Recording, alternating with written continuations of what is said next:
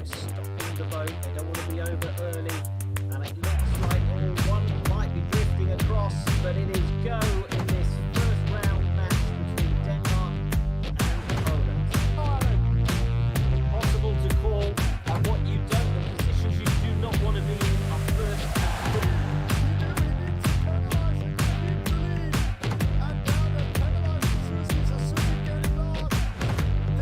Yeah, very interesting battle since first downwind. We saw the whole fleet coming to that first.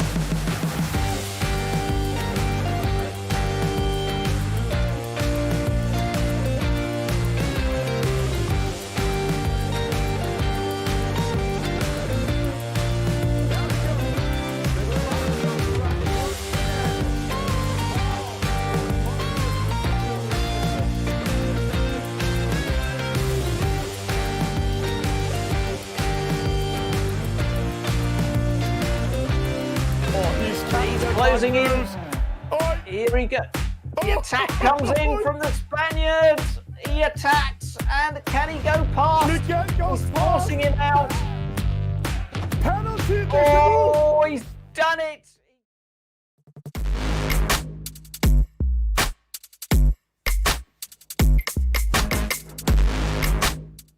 Hello, good evening, and welcome to all of you sailing fans and eSailing fans around the world. Welcome to the eSailing Nations Cup 2020, the grand final. And today it's some of the biggest nations meeting up. It's Team France versus Team Great Britain. Two neighbors that's known for furious fights and known for battling against each other. But before presenting my co-commentator, sadly, he's British for some of you, and I'm a Viking, so that's 2 against France. But I have to say, anyhow, the French team are very strong this year. It looks great. Then let's just meet the players before inviting in the face of world sailing, Alec Wilkinson.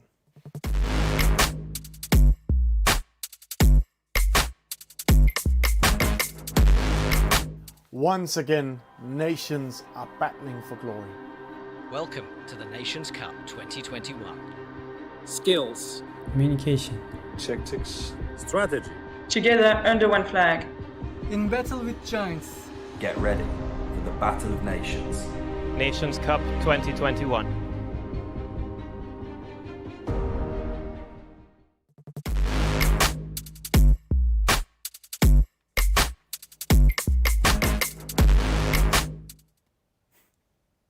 Hello, yes, good evening, good morning, good afternoon, wherever you're watching in internet land.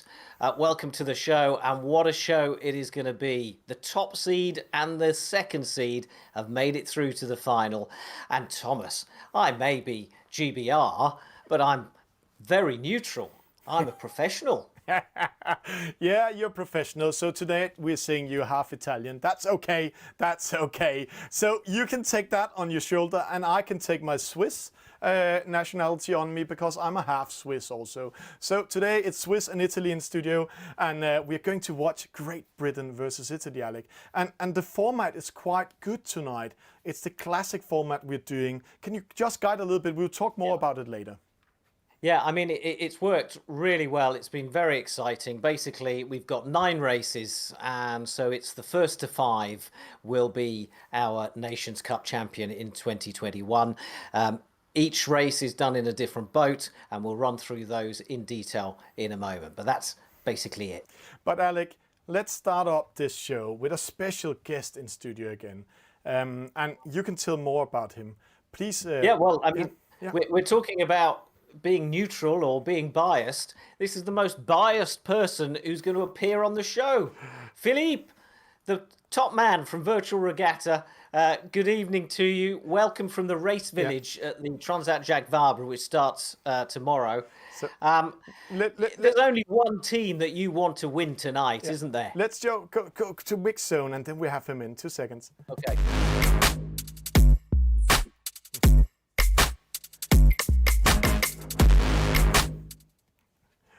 And well, I'll say again, Philippe. There's only one team you want to win, isn't there, tonight? Of course, I'm French. Of course, I'm supporting the French team. I cannot say something else, of course, but I've been particularly impressed by the performance of GBR team last year, this year again, and I also think they deserve to win. So, of course, my heart is for my country, but I'm so happy to see such a level in this game. I'm so happy to have a final of France against England, but I'm also happy to have 15 nations in this competition, new nations like Oman just entering, discovering the eSailing, and it's so good for the future. It's so exciting. So I wish you all the best of luck. I will watch it very carefully tonight and enjoy playing, enjoy the competition today. And thank you. Okay, so Philippe, I'm just going to ask you one more thing because we've got some bad sound. But do you promise me that if Great Britain are about to win the Nations Cup, you will not switch the game off? Never, absolutely never. Of course, I am above all. I'm myself a competitor and I love fair competition. So I will never help anyone to win or to lose. No, the game will be fair always, and that's not a question of person or nation. All right, Philippe, great to talk to you. Enjoy the evening, enjoy all the eSailing action, and enjoy tomorrow. Enjoy the start of the Transat Jacques Vabre, the transatlantic race, because it's going to be, as we can see, it's going to be very windy and it's going to be very exciting. Exactly, exactly.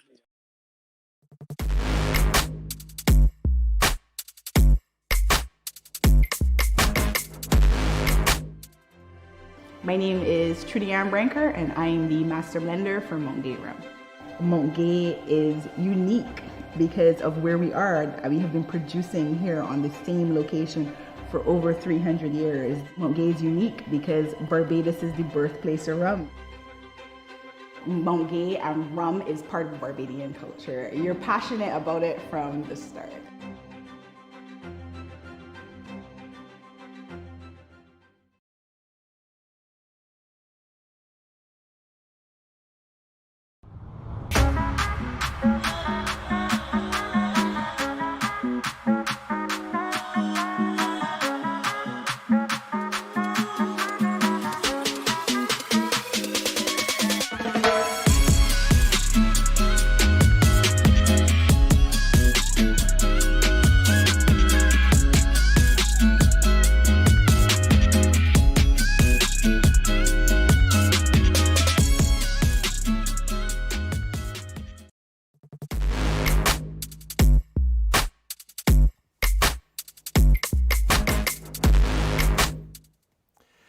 And Alec, that was the owner of Virtual Regatta himself creating this fantastic game.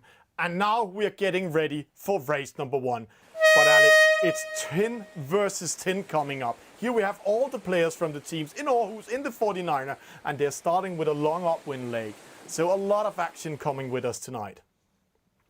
Yes, they are. And we just caught a quick glimpse of them there. We're also going to be in Aarhus for this. So traditionally a breezy bit of water in Denmark, just down the road from you, and all 10 sailors from each side competing in this. We'll talk a little bit more about the format and so on, but first let's concentrate on this race. So it's the 49er, and it's one of the fastest boats that we're going to see in the regatta tonight. It's a little bit difficult to control. It's quite skittish. But these guys and girls are very experienced, and now we're seeing some interesting tactics as they try a downwind start to pick up speed just before we hit zero.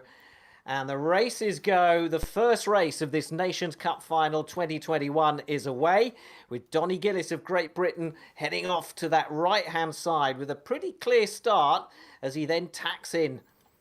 Yeah, and Alec, it's quite a clean start, and the nations are battling for important points while we're following Donny here. Here we have La Manoir with us. When we are following these guys here, then you need to watch 3 things when we are sailing this game. It's the first time ever you're seeing it. In the top left corner, we have a radar. It's showing the wind conditions, where the wind is coming from, where it's going. Then we have the wind breeze. The dark patches on the water is a harder wind breeze. The light patches on the water are the lighter wind breeze. So that's how the players are sailing around. But also, Alec, they are fighting for points. It's a team race. So the team with the lowest point is going to win this regatta. And each race, there's a lot of points in. And in this race number 1, there's 210 points, Alec. So a lot of points on stake in race number 1. Well, I tell you, there are so many points that if I start trying to do maths at this point so early on in the final, I'll get completely confused. So for now, my advice over the first sort of 3 or 4 races is just sit back and enjoy, because this will be a masterclass in eSailing. We've got the top players in the world and the 2 top teams. Remember, they were seeded. Great Britain was top seed, France was second seed, and Great Britain, the defending champions from 2020. So everything here to race for as they come up to the top mark for the very first time tonight. And it's France holding the first 4 places. But will that be the case once they've actually reached that top mark? Let's find out. Yeah, it's Tanky coming first. Great move by him. Then on the inside, it's David Creve, also noticed as Julie France, and see a mock picture of him there. Somebody's calling him a criminal in serving because he's very good in serving. Then we have some British with them. See here, Deja Vu going into the battle. Mike O'Donovan, he's pushing away Valentine Lisa. Then we have Speedy_1, Ali Island also coming in together with Jenna Snigger, the female eSailer from Great Britain. So it's all about battling this out, all about winning this regatta. And let's just follow Jenna while we're going downwind, Alec. Yeah, let's follow, and we will see. In fact, in the next race, it's an all-female match race, 1 against 1. So we'll get to have a close look at some of these top female e-sailors in a little while. But the pink sails, the pink spinnakers of the French boats are looking in a very good position at the moment, going downwind. And the best placed British boat is Deja Vu, or Ronston, who's in 4th right now. He's also the Great Britain captain. Yeah, but Alec, again, top 3 is French right now. Then we have Deja Vu, we have Speedy from Great Britain, then we have some French, and then we have a lot of British. So it's not just a battle for the victory. See, a penalty to Tanguy in the mark rounding. Very unlucky for him, slowing down, because this is the 49er. And Alec, they need to win the upwind. It's the upwind leg. See, a lot of penalties. 2 penalties to Great Britain, 1 to the French team, 2 to the French team. So now you can see all these battles for the last position coming in. It's like the British are trying to push down the last 3 French players into the last position, while we are following Daryl up here in the upwind leg. Yeah, Darren Stansbury, and yeah, I'm just looking at the makeup of the fleet. Obviously, we use a low scoring point system a low point scoring system for this. So you've kind of got to add them all up. And the Brits have probably worked out that if they hold those 2 French boats at the back of the fleet, then they have a chance, especially if Speedy and Deja Vu Ronston are able to move up the fleet as well. So I think on this upwind leg, we're going to see plenty of fighting and disruption from the British against the French. We'll see what happens downwind on that final leg to the finish line. Yeah, but one thing here, see how huge a gap there is to Will. He's in 12th position. And right now, Great Britain only have 1 chance left. He's called Deja Vu, Mike O'Donovan in this race. It looks very good for Team France. And we can just see a penalty to Speedy. He's going downwind. Penalty, Deja Vu, made by Sinjit. The team captains are attacking each other here. So great move by Sinjit, penalizing Deja Vu and actually almost ensuring the victory for Team France. Because see, 1st, 2nd, 3rd, 4th, 5th, 6th, 7th, 8th position, Alec, are for French. Yeah, there's no coming back for Britain unless they really do something incredible on this final downwind leg. We're watching Speedy, Ali Island, heading downwind in one of the best placed British boats. Now, Britain were up against Italy in the semi-final and they lost the first 3 races. So they won't be hitting the panic button yet if they've lost this race. They're quite sort of calm and confident in their own abilities. But right now we're watching the leaders with a clear racetrack all the way to the finish line. And that is a resounding victory from the French team. The top 7, all with the pink spinnakers of France. Yeah, they're doing a great job. And here we are seeing the next female sailor. That's Barbie. She's called from Team France. And Barbie, she's quite an extraordinary player because we're going to see her in a match race soon against Jenna Snigger from Great Britain. She's 30 years old, Alec, but top performing here in eSailing. And she only lost 1 battle in the match race in all the trees, so she's something coming up. Here, while we are seeing the French team crossing the line, Tanguy in second, Valentin Lisa, then we have Pepito, Tim Carpentier coming in. He had quite a night last night where he come third in the World Championship. Then we have Barbie coming in, and the first player from Great Britain coming in, Speedy, or Ali Island. Then he's with Caven Fians coming in with him also. Deja coming in. Then we can see Jenna is coming in here opposite. And then we have Fang VR. But the last place, who's that going to? That looks like it's going to Donny Gillis. Where is he in the world? I can't find him. No, it's going to Savnis from France. So, without doing the big mathematics, Alec, I'm just watching the colors. I have to say, this race number 1 is won by France, but I will get the result, the confirmation from the race officers, just to be sure. First place. Yeah, because we get told off if we jump the gun, don't we? Yeah, so we got to, we have to wait for the race officers. It's got to be official. So first place, Julie France, David Creve, Tanguy Le Golf in second, Valentin Lisa in third, Tim Carpentier fourth, Cynthia Alex in fifth, La Manoir in sixth, Barbie in seventh, then Speedy Caven, Dishavus, Jenna Snicker, Daryl coming in, Wilhelmsley, and I have to say, when we are going to watch him later, sometimes when it's going fast in studio, I call him Jason Stratford. That's the sailing world's Jason Stratham. So he's really, really great, performing here. Von Pitchen, Adam coming in, Fang, VR, Kirkwell, Sideshow, Donny, and then Savnis was the one ending up last. And let's just... French winning 81-129. And we just got the confirmation. You can hear the race officers calling over the radio here in the studio. So thank you to the programmers saying, hey, French is winning, so thank you coming in. And the race officer tonight is Arthur van Damme, also known as Cube. But enough about that, Alec. Let's see how Great Britain came all the way to this grand final.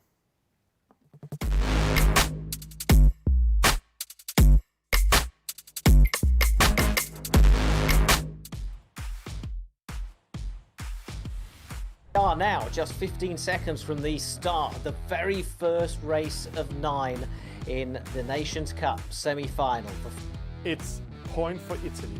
They're winning 104-106 against Great Britain. Penalty on the Britain, and it's victory to Italy. The Italian has done it. Versus Peppermato wins it over Donny. This might be costly. Farley, he needs to win this one side by side. Oh, another one goes behind. Dishavoots goes to last. So Italy now just 2 victories away from going through to this year's final. Wow. Who would have thought we would be in this position? We have the advantage at the moment in this vitally... Roxbury, another one. So Caven comes in and take that one. So the British are in the lead, Alec. Turning around, but they're racing to the reach mark. Yeah, and we're at the halfway point of this race, and it's impossible to call. I love that line, a dance of the jibes. Yes, it is. but it's not going to be ballet. It's going to be a lot more violent and aggressive than that. And you can see that gap really coming down now. A fantastic performance from Valio 86 and Alberto Carrero. Positions, Adam in the lead, but they can still do the D'Amato trap. Penalty for Christian. Now David D'Amato needs to speed up. He's losing momentum, almost hitting the mark. And Von Pigeon is in the best position when they're racing for the reach mark. This is the battle, this is the decider. Who will win it? Adding a penalty here will lose this race. It will be Italy in the final, or will we go in the 9th race? At the moment, they're all square on points. They're all square on points, which means that Italy will get the victory because they haven't won the race. D'Amato trap coming in for Pigeon. Penalty, David! No! So it's all up to Pepe. It's going to be a tie. No. It's 90 points against 120 points for Great Britain. Great Britain wins 5-4 after being down 3-0 against Italy. What an amazing regatta, amazing eSailing Nations Cup we've just been having today.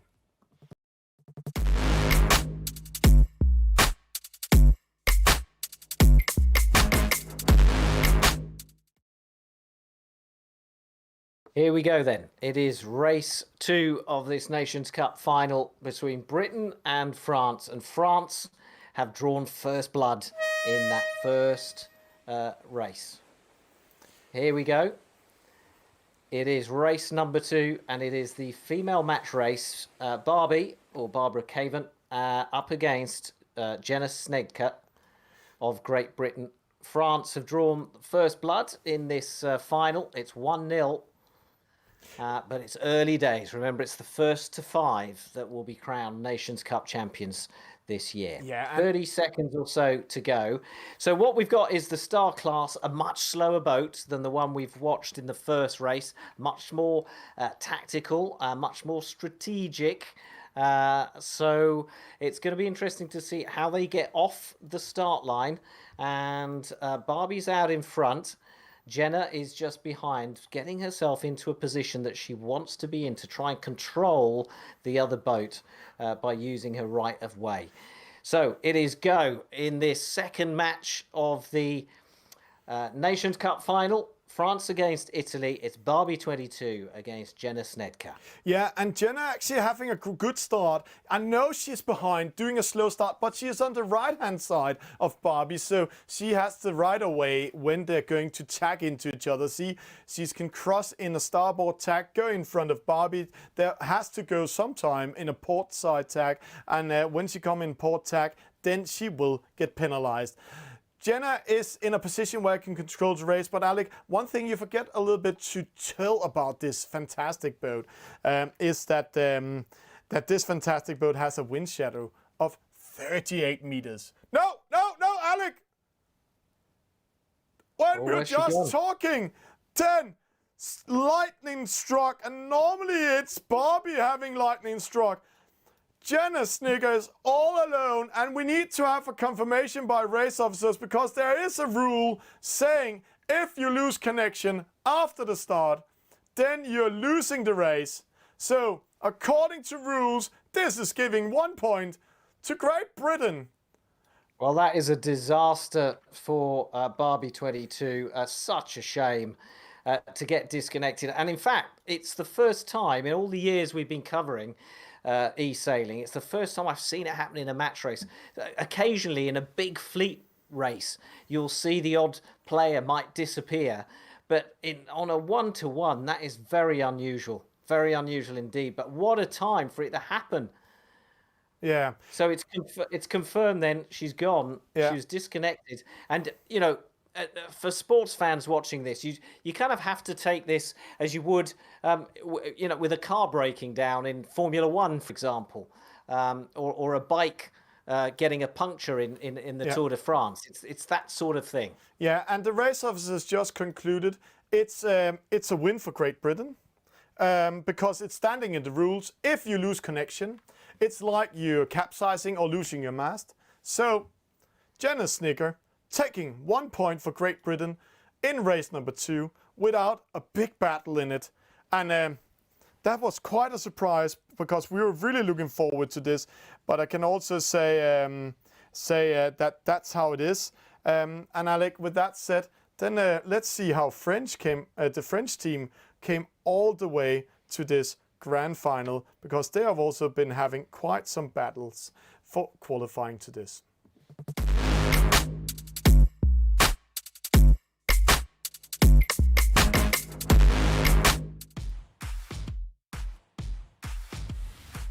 It is now go in race number 1 of this Nations Cup semi-final 2021.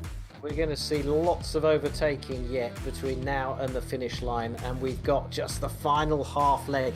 That's Marina going off penalty. with a penalty.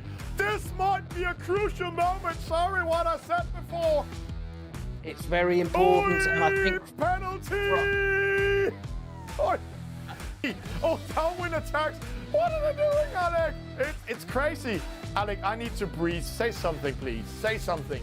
Now, at that top end, it is close Penalty! between Julie and Javinho, but the battle really is at the back. As cool as Javi and Tristan hold back Carlos to try and get the points. And at the moment, it's 10 points to France. They have the point. They got the race. But at the moment, it's Spain in front. It's going to be on the finish line. Will Carlos do a 360? Oh, he takes the penalty. Ramon goes out to Tristan. Penalty, Tristan. And then here comes it. It's penalty. Oh, Ramon wins it. But will the French cross first? Oh! 3 boats crossing at the same time. To be in second, why focus on Sinjit? Sinjit is doing like penalty Tanti. Oh, penalty Peraro. Oh, Alec, who is winning it? The Spanish have got to be clever here, because they have they're going to win. They need to. It's no good being first and third.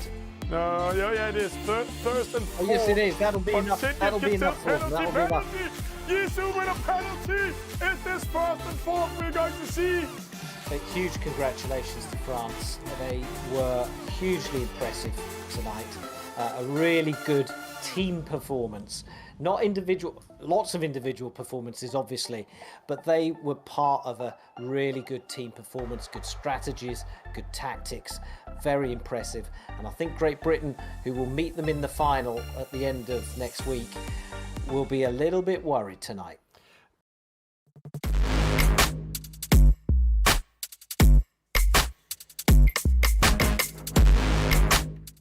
And Alec, I have to say, these French guys, when we're seeing them in action and all that, then there was a lot of penalties, very aggressive play they did last time. So quite amazing. Yeah, what we're seeing. But it was a convincing win against the Spanish, and they lost the first race in that semi-final, and then won the next 3, and that kind of put them back on the right track. And Spain never really got back into the match. I don't think psychologically they were there after losing those 3. But in this final against Great Britain, it's all square. But I wonder how the French will deal with the fact that they lost that second race through a disconnect, because that can have play with the mind. But Alec, we're going into to the format here. We're going into race number 3, a 5v5. Then we're going to speed up in a 3 versus 3 in an F50. That's the next 2 races we're going to see. So now we're going into team race, and when you're just seeing the players are getting ready in here. So let's join into them and get ready for this next matchup.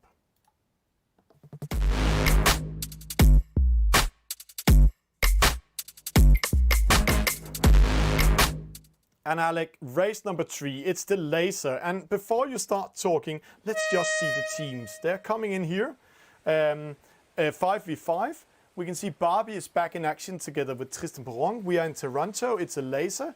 And we actually have 4 players that was part of the World Championship last night in one race. Yes, we're in Taranto, so down in the south of Italy, rather than Toronto in Canada. Yeah. And we got 40 seconds to go. And yeah, I mean, we're in the laser, the most popular boat, they say, in the world. Who hasn't sailed a laser? Donny Gillis and Deja Vu and Vic Farley and WHGBR and Caven Fines representing GBR, and the French have got Pepito, Tristan, the two of the finalists from the World Championship last night, Tanji and Valentino Lisa and Barbie 22 are representing France. So here we go. There's some penalties already inflicted here. That's going to affect the start for some of these guys.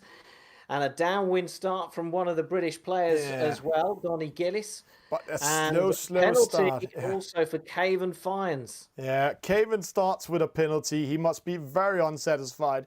Normally he's known for playing the bass in music, so maybe he's going a little bit angry on that tonight. But it's a good start for Team France. First, second, and third, and fourth, Alec. And in a team race like this, it's really controlling it. And I'm a little bit amazing or interesting to see how this young lad, will perform tonight.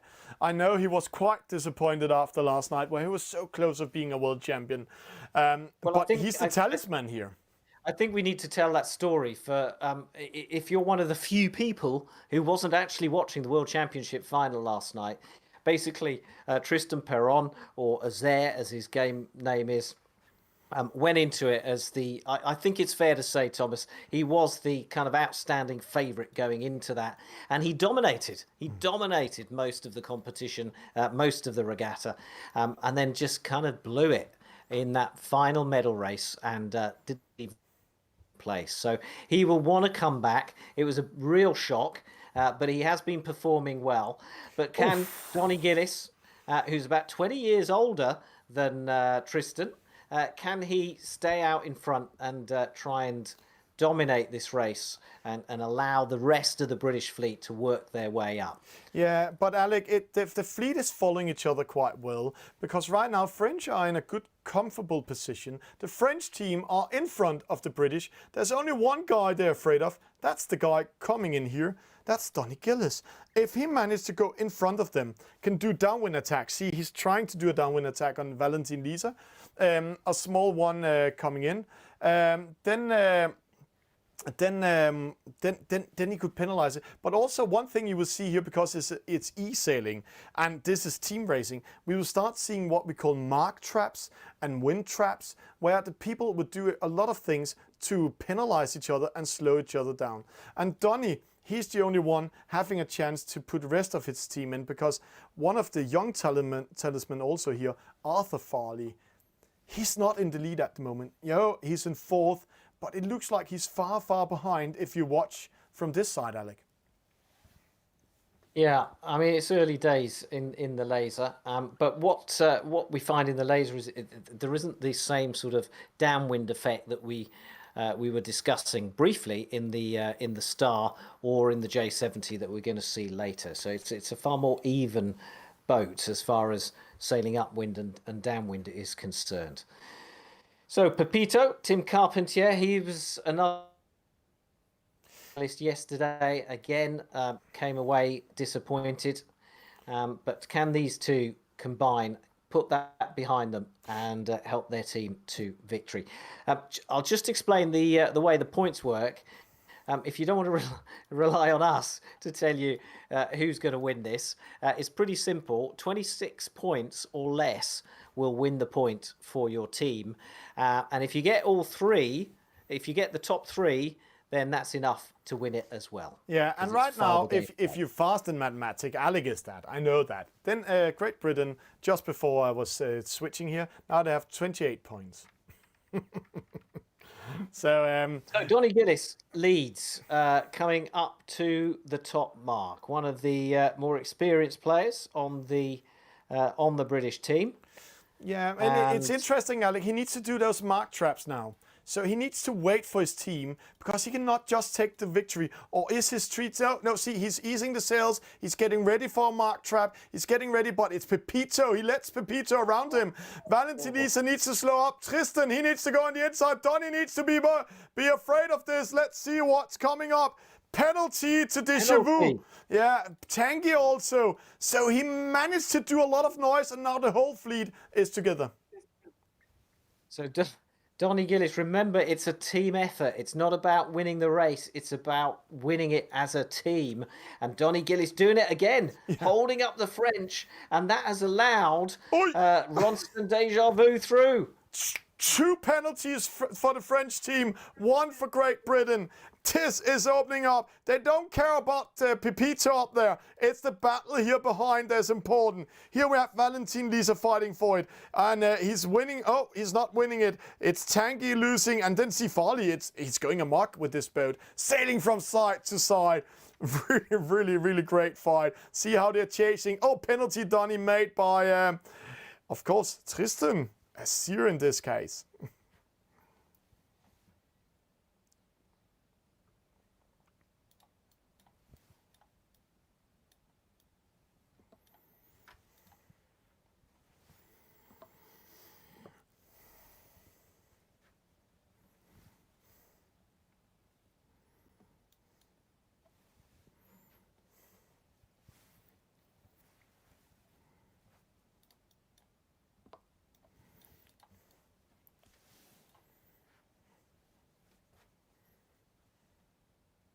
Came off worse. Yeah, penalty to Deja Vu in this case. He came out worse. Very bad penalty there. Then Donny, he's in third now. He's doing a great job. We're following Will here. But see there, Pepito, he round the mark coming up there. So very good one coming in. Then we have Valentin Lisa coming in. We have Donny Gillis. Great. See, he stopped the whole fleet and he's still in third, Alec. Amazing. Barbie coming in. Great performance by him. But there's a split. This is an interesting split. Let's follow Farley when we're going upwind here. He's really doing a great performance here. Coming back from very last position and now he's back in the race, Alec. Yes, he is. He's young and but experienced. He spends hours and hours and hours on this game throughout the year. And right now he's in a good position there to control Barbie, Valentin Lisa and Tristan.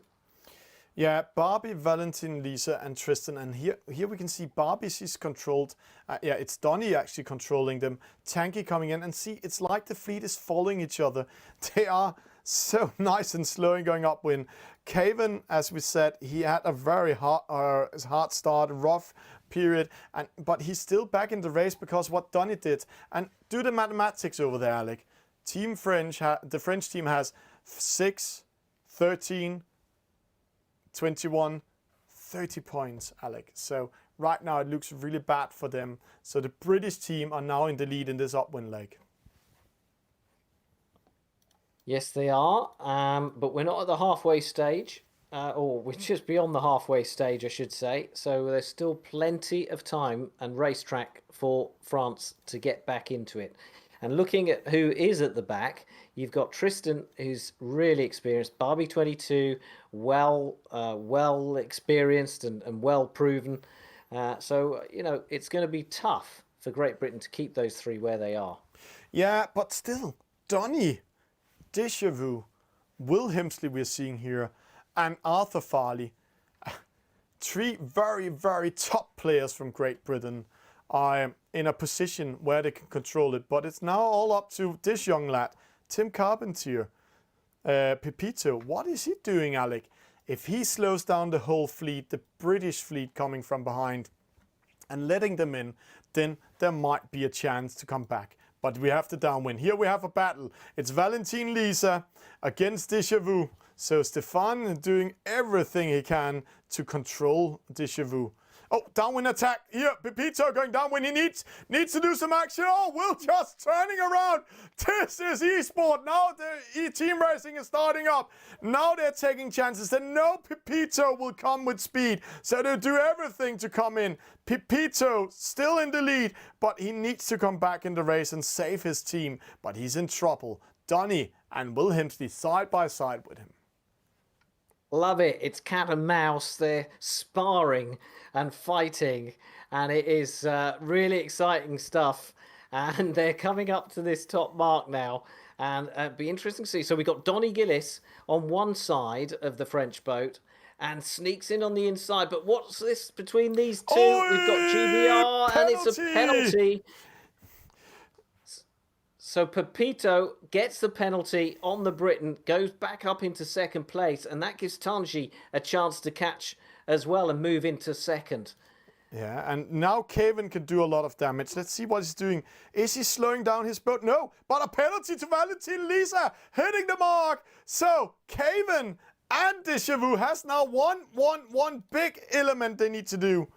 They need to slow down the three Frenchmen behind and actually penalize them, make sure they're not coming in. Will with a penalty in the mark rounding. And Tanky coming around, Farley coming in. See, first penalty handled out. It's to Tristan in this case, made by Caven. So Caven is doing what he was meant to do. Deja Vu waiting for the right time. He's in trouble. All point counts, Alec. It's 26 points, so let's see how it's going. At the moment, Britain has the advantage, and if things stay as they are, I think they're going to win this. But there's this crucial final downwind leg to the finish line when really anything could happen, especially if you've got the leaders turning around to pick a fight with the boats behind them. Yeah, and this guy here, Kevin, he is doing such a great job right now. First he won the battle against Asir. Now he's taking the battle to Barbie, but see who's coming behind us now? Asir coming back in the race to the rescue. The knight on the white horse coming in and getting ready to take the point. And he must be very angry at the moment, very focused on winning this battle. See how it's like a torpedo attacking one of the boats. But it looks good for Great Britain, but all points counts. David Fines, 37 years old, in Northern Ireland, and hugely experienced, being challenged by the young Tristan from France. But he's keeping his cool. So we've got another little battle going on here between Tanji and I think that's Vic Farley. Yes, it is. Vic Farley on that inside track. Yeah, but as the finish line approach. And it's going to be a victory for France in the race. Second place. Donny already won. So it's third place for Will. But this is important. Farley fourth, Tanky fifth. But see the battle here behind, Alec. They're coming in now. This is a battle. Caven losing to Tristan. So we need to do the mathematics. And it looks like Valentin Lisa is too far away from Deja Vu. So doing the mathematics, Alec. 30 points to France. So Great Britain are going to win this. And they're going to make it 2-1 overall in this Nations Cup final. It's a victory for Donny Gillis in the race. And a victory for Great Britain overall. Yeah, and let's just take the confirmation. Donny Gillis, 1 point. Then Pepito, second place. Will Hemsley in third. Farley in fourth. Tanky in fifth. Barbie in sixth. Tristan in seventh. Caven in eighth. Deja Vu in ninth. Valentin Lisa in 10th. And because it's a great final, Alec, we are not just allowed to call it before we have to score, but let's just do it here. 4-8, and you said 30, so 4-8 plus 17, so 25 points for Great Britain. So we just call it in here. It's 2-1 for Great Britain after race number 3.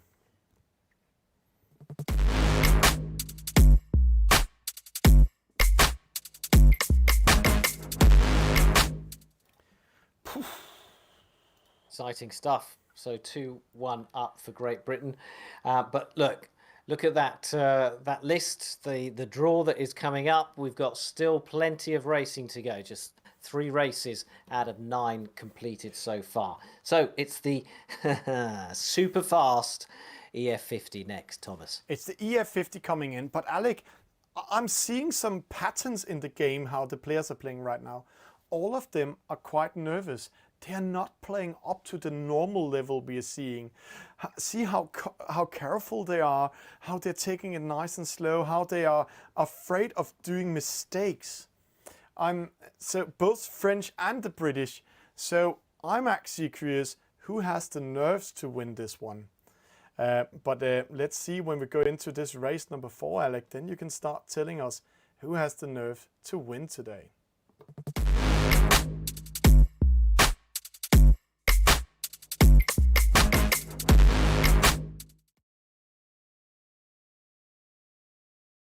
So the next race, the EF50, it's 3 against 3, and it's about to get underway. And we are coming into it now. Somehow, I put another screen on this button, but there we are. We are coming into it now, and it's the EF50, Alec. And let's just see who we're going to meet in this race. Yes, it's 3 against 3. Caven Fiennes, Mark Campbell-James, love his haircut, and Rick Codling up against David Keefe, Noblin, and Xavier of France. So here we go, 30 seconds. 3 against 3. So 10 points or less will win it for the team. So that's the target. They need to get 10 points or less. 18 seconds to go. Remember, they've got to stay in these boundaries. It's a reaching start, super fast boats. They're going to be hitting max speed, or they're going to try and hit max speed as they hit the start line. Sometimes we see them pairing up already into like 3 separate match races. But one of the British boats falling back behind already. So a better start from the French, but let's watch them go round that reach mark for the first time. Caven Fiennes is going to go round on the inside in the lead, and that forces the French wide. Oh, penalty, Pepito! He actually hits the mark, and then Sideshow is coming back into this race because Pepito hit the mark. Unforced penalty by the young Tim Carpentier. Not normally something we see, but this, and we know this is the EF50, Alec. It's all open, so everything can happen. A small penalty is letting in everybody in the race, and also every time they tag, Alec, they lose 11 to 17 knots of speed, and it takes 11 seconds to speed up. But right now, the British has to ride away when they attack. Safnis is in trouble. See, that's already coming in. Oh, yeah. All of Sideshow winning actually against losing to Pepito. And then we're seeing Safnis coming in here, doing everything he can, taking the lead in front of Caven, but Caven is still in control because when Safnis is going to tack up, then Caven has to ride away, but he's a little bit faster, so he's winning that one. Good battle. And now David Creef coming in, Julie France. So it's all open, this one, Alec. It is the EF50, so everything can happen. It is. What I'm interested in is the real mix of ages in this Nations Cup and in these two final teams, because in the World Championship last night, it was a very youthful field, but it's a real mix of ages here. A lot of experience going into these teams. 46-year-old Xav Nice is one of them, and he is out in front right now and heading up to this mark with Julie Fra. Yeah, and beside that's him. Yep. David Creef, the surfer. And I have to say, he's we have a mock shot on him in 2 seconds, but let's just see Caven is charging after him. Caven doing everything to see if he can come close enough to him. So Caven Fiennes doing everything, and he's after this. I have to say, I know David quite well, so it's okay I'm saying it. This criminal guy from the surf world, so getting ready to attack him here. And this is the lovely thing about meeting the players. But Alec, it's about points. Right now, 8 points to France, and it's 13 points to Great Britain. So they need to do something. And as I said, it's like the players is a little bit nervous because they are not that aggressive as we normally see. Yeah, I mean, the first race got quite aggressive with the French sort of trying to hold back the Brits. Sorry, it was the other way around. The Brits holding back the French, and it didn't, in fact, pay off because France came back to win that. So, yeah, they seem to have, it seems to be quite a steady, sort of calm competition so far. But it's early days, and the pressure isn't quite on yet because we've still got, 4 races to go. Yeah, but one thing, I think the British... 5 races to go. Yeah, 5 races to go. I actually think the British love to play this way. And now I'm saying, why is the British loving playing this way? Because when we saw how they qualified, the British made nice, touchable, slow penalties against the Italians, but just winning on a knife edge. where the French, they were winning because they were very aggressive. But Alec, here into the race, there's a small trap coming up. This is a very important moment. It's Julie France, it's Savnies, and they need to win against Caven here. If they put him behind him and they're not doing a mistake, then Team France is winning, because a first and a second will give you the race no matter what. So rounding coming in, and they managed to pull Caven with them to the right hand side. So Caven is in a position where he can't penalize anybody. But now Julie France went to the right hand side. Caven can approach if he managed to penalize or for pitching, getting a penalty behind. It looks like David Creef is actually securing this one. So yeah, there we are. Great race by Team France in this case. Here we are seeing the victors coming in. Great race, Alec. That was just a really calmly fought race, really, by France. I think they had a strategy, which was to get in front, to get 2 boats in front, knowing that would be enough, and then just stay there. Yeah, and it's giving a victory to them. And now we are having Team Britain coming in. So overall, it's now 2-2, Alec. And I have to say, and I will continue saying it, I thought we are going to see a more aggressive play tonight. But it looks like the British are controlling this race and keeping the French calm, because normally we are seeing these top players from France attacking the opponents. But here it's 7 points to France versus 14 points to Great Britain. So 2-2 in the total score after this one. But Alec, before we're coming back in the races and all that, then please remember, all of you out there, say thank you to our sponsors. They are very, very good.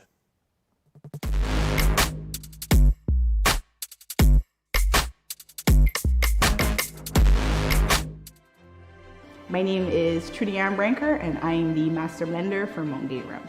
Montgay is unique because of where we are. We have been producing here on the same location for over 300 years. Montgay is unique because Barbados is the birthplace of rum. Montgay and rum is part of Barbadian culture. You're passionate about it from the start.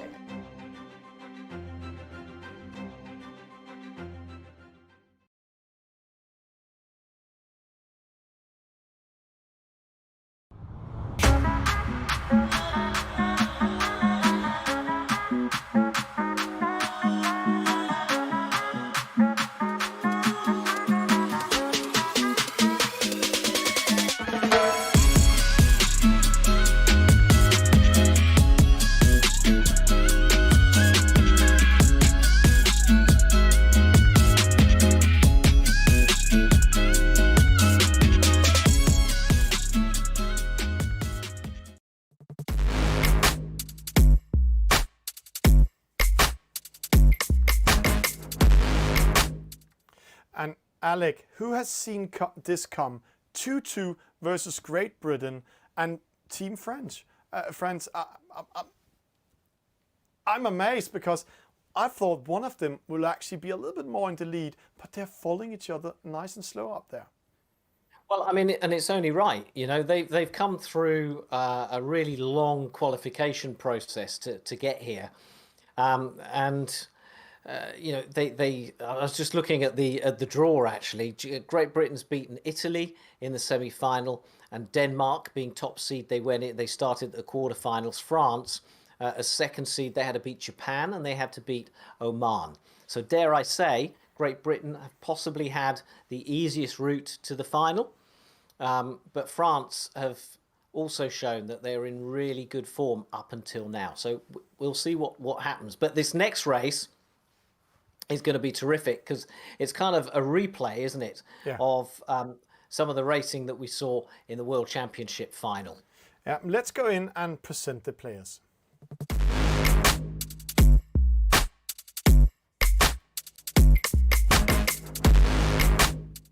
And Alec, it's race number 5. And let's just have the 1 minute warning coming up here now. There we can see the players in here. Tristan Perron, Tim Carpentier, Mike O'Donovan, Arthur Farley. What a lineup we have here in Portsmouth and with the J70. In Plymouth, yes, on the south coast of England. So the British on home waters here. I'm not sure it makes that much of a difference in Virtual Regatta, but hey, we like to talk it up anyway. 30 seconds to go, a little bit more than that, and a breeze that looks fairly even across the course. And the J70, it's all about the downwind leg. We'll talk more about that in a moment. But this is the only race in the format that can be drawn. And again, we'll see how that turns out. Now, are they splitting up into two separate match races here, or are they following a different strategy? The early exchanges in this upwind leg will tell us. So we are go on race number 5 with the score at 2-2. Nothing to separate them. And there we had the first penalty, and it's Farley, and it's taking it in purpose, made by Pepito, just to see if he can come over to the other side and control Tristan. So I have to say, that was a very well-timed penalty, because now he's controlling maybe the hardest player we're having in here, Tristan in this case. There is in 4th position. So now, according to score, France are behind because they are the leading team. Breeze getting up, but they're actually moving towards where it's lighter breeze in the middle of the course, and we'll watch that in the top left radar. Yeah, we will love that in the top left corner, but again here we can see how the players are fighting right now. In the middle we have Farley. He's in the middle, controlling this race a little bit, and then we have the next guy, Deja Vu. He's tacking. And he's tacking over, and right now, in front of him, controlling him, Tim Carpentier is now taking the control, because he was the leading boat, and he has one job, covering up Deja Vu in this case. Make sure he cannot come past him, and Deja Vu straight away bears away, tacks behind him. But see Farley coming closer and closer to them now.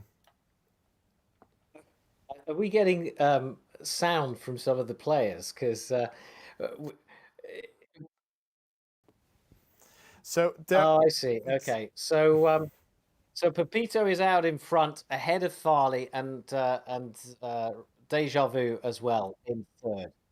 Yeah, and here we can see this is Tristan. He's right now, according to what we're seeing, he's last person in this race, but it's the upwind leg, and the boats are very close to each other, Alec. They are currently in 1st, 2nd, 3rd, and 4th, meaning that they're only 26 meters in between them, meaning that we are going to have a huge battle when we're going downwind at the moment.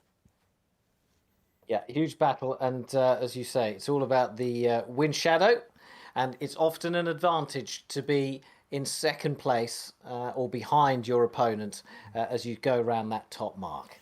Yeah, and we have 2 battles right now. It's Deja Vu, Mike O'Donovan. He's playing against Tristan in this case, and he's going to cover Tristan with the dirty air when they're coming to the mark. And then it looks like we have another match race battle over here. It's Pepito.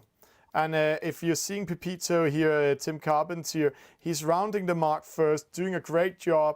So rounding the mark, coming up to it here, and then Farley will come in the middle. So right now, it's Great Britain in control, but Alec, I am pretty sure we'll see a lot of downwind action now. But there's a gap in between the 2 groups, and that can mean something, because right now Team Britain can actually leave Pepito out of the battle and only focus on Tristan. Really early spinnaker launch from the British, Alec. There. Oh, Yes, early spinnaker launch, Alec, but Pepito just did a mark trap to penalize Farley to have Tristan back in the race. Another penalty! He also takes Deja Vu out of the game for a short period of time. 11 seconds slowdown when you get a penalty. So great move by Pepito. So now it's 2 French guys against 1 British. So Farley alone in the world against Tristan, Azir and Pepito. Young Nick Farley in trouble there. Arthur Farley. in trouble. He's gonna. There you go. He's turned into a French sandwich and being attacked by the two leading French boats. But Deja Vu back in it after his penalty, and he's using his wind shadow to try and get ahead of Tristan. So the two captains, Tristan and Deja Vu, battling it out together here, and it's Yeah, it's a dance, Alec. It's the dance of the jibes, as I call it, because they're going to jibe. Time it will. Oh, penalty, Deja Vu made by Pepito. But it's only the first downwind leg, Alec. It's only the first one. So another one battle coming up in the next downwind. See, Farley doing a 360, trying to get out of the way from Tristan. And then Pepito comes in and penalizes Farley. So right now, great move by Team French, the French team, because they are now in the lead, Alec. They can take up this point in the upwind leg if they're doing it right. So it's all about how will Pepito, how will Tim Carpentier sneak away? And there's a split for Britain. Deja Vu going opposite. So very, very close race. So now it's all about mathematics. See there, Deja Vu 30 meters away from the others, Alec. Yes, and you're right. This upwind leg is crucial, and it is crucial for the British because they have to stay in touch with the two leading French boats, and vice versa. The French need to try and get away because it'll all come down to the final downwind leg. And if France can get enough of an advantage, then they might be able to stay out in front. Yeah, but I have to say one thing here. Right now, the French team with Tristan and Pepito can control this race because it's only if Deja Vu up here, he hits the magical wind. See how far away he is, Alec? He's away from the battle. He needs to speed up. He needs to do something really hardcore to come in because the only one that can attack the others right now, as it looks like, is Farley. But again, the French are doing such a good job here in the middle, keeping the British behind, and they just need to be first and third to win this race. But look, coming in here, closest to us on Tristan Perron is Deja Vu, and really, that 12-meter distance is not very much at all. But yeah, you're right. Over on that far side, I'm looking at that tiny blue dot. That is Vit Farley. Oh, that Deja Vu coming in here, yeah. He's on the ley line, though, and he's banking on some breeze coming in to accelerate him away to the top mark. And it's going to be interesting to see what he had in mind and if he thought this tactic was going to work, because it hasn't. No, it hasn't. And that moving around the opposite side, splitting up at the gate mark, might have been costly. So here we have Azir, Tristan Perron coming in the lead, Pepito, Tim Carpentier coming in second, and now it's all about how much gap is there. And I have to say, very well played by the French players, because Farley, Deja Vu looks like two boats that is out sailing on a Sunday and having fun, because the French, they are sneaking away right now. They are speeding up, and it's game over. And now I will tell you why. When we go into the 2D mode, you can see no wind shadow can touch the French. Oh, there's a small touch, so it's not over yet. Farley has a chance, but it nearly needs to be a chance on the finish line, Alec. So let's follow Farley. But it's a hardcore race against Carpentier and Azir. It is, and it is going to go right to the line, and the battle really is now between Pepito and Vit Farley. And Vit Farley is running out of racetrack, but he is accelerating away. Let's check their speeds. 12.8, 13 knots. Look at that. So much slower. And I think Farley is going to get him. He's going to get him before the finish line. But it doesn't matter if Deja Vu is too far away. So we also need to keep an eye on Deja Vu in this case. So where is Mike? Where is Mike O'Donovan? He's too far away. Now his wind shadow also touching Pepito. But they're running out of racetrack. The finish line is coming, Alec. And while we're seeing that, then we can follow from Tristan's view. Because if he's crossing that finish line too early and the Brits are coming in, then they're losing. Oh, there it is. Yeah, so he's going in. Tristan crosses the line. He gets the victory. So the victory goes to France. Great play by the two Frenchmen. So that's giving them 3-2 against Team Britain after race number 5. So amazing job by them, Alec. Amazing job.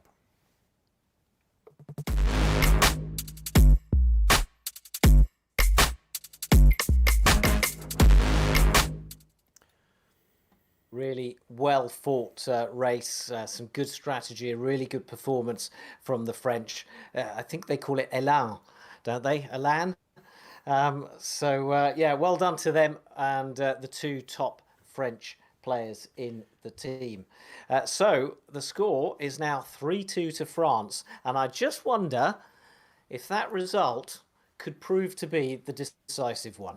Yeah, if that result can be the decisive one, but Alec, we're going into race number 6, and here Team France has a chance to get the match points in the last races, and I have to say Great Britain can eagle the score to 3-3, and the players are not all ready now, but it's going to be two giants going to battle this out. Let's go in game because they're ready here for the next race. It's race number 6 that's coming up.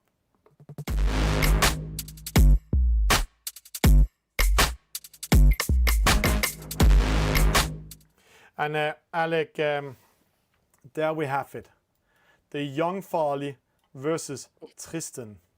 Two players, and I have to say they might be friends for fun online, but one thing I know for sure, these two, what a battle they had last night. So much going against each other, so I have to say great move. But let's start the race. Let's see who's going to win this match race. This race number 6. And race number 6 coming up, let's just have the beautiful faces here in the 1-minute warning coming up. They are in the starboat, Alec, and they are off the waters of a beautiful city that you and I have been in a couple of times. Trieste. Home of Barcolana, the biggest sailing race in the world. But look at who we have in the star. It's going to be a real match race between Tristan Perron, or Zé, of France up against Vit Farley, Arthur Farley of Great Britain. It's a 17-year-old from Great Britain up against a 22-year-old from France. Who is going to be the winner? And already they are sparring like cat and mouse, trying to get the position that they want to be in as they get off the start line. So with 22 seconds or so to go, that penalty doesn't really have an effect, but it's another one. So Farley really taking this fight to Tristan Perron already. Oh, maybe he's too aggressive now, Farley. He's losing his right away position, going on the inside of Tristan, because Tristan had that penalty. So a great start. Oh, Tristan going away to the right-hand side, but a perfect start for Farley. But Tristan's 12 meters behind. So, Alec, I think these two boats are going to following each other upwind nice and slow. And then downwind we will see a lot of battles coming in. Right now, Farley 8 meters ahead of Tristan. So pretty close off the start line between these two. And they know each other very well. They've raced each other on a regular basis. But will they have practiced? Because they've done a lot of training within their team and with their team captains. So I wonder if Farley or Tristan have come up with some sort of new strategy that the other one might not know about. A puff of wind coming in there. We might see a bit of speed in this starboat. And here we have the first small attack from Tristan. He's in control because he is on the outside. So he makes the starboard tack and make Farley tacks away straight away. And I have to say, Farley, he will be behind Tristan when we're coming up to the top mark. Because these 10 meters, I know the computer is saying Tristan is behind, but Farley, he can't go in port side. He can't tack to the ley line without getting a penalty from Tristan. So Tristan is in control right now, Alec. Yes, he is out there on that outside. But as we have said before, in the star class, the downwind wind shadow has a real effect, and sometimes it's, in fact, most of the time, it proves an advantage to actually be behind. Yeah, it does, but it's also advantage because I know these two guys. Tristan, he might try to penalize Farley just at the top mark rounding, because if Farley gets a penalty up there, and while they're rounding the mark, then he will slow down, and this big clumsy boat, oh, Farley goes in front of Tristan, so it's just switching, and I was just saying, this clumsy boat, big clumsy boat, if you get a penalty at the top mark, then you can manage to go upwind and don't turn your boat, and then you're doomed and the other boat can sail away.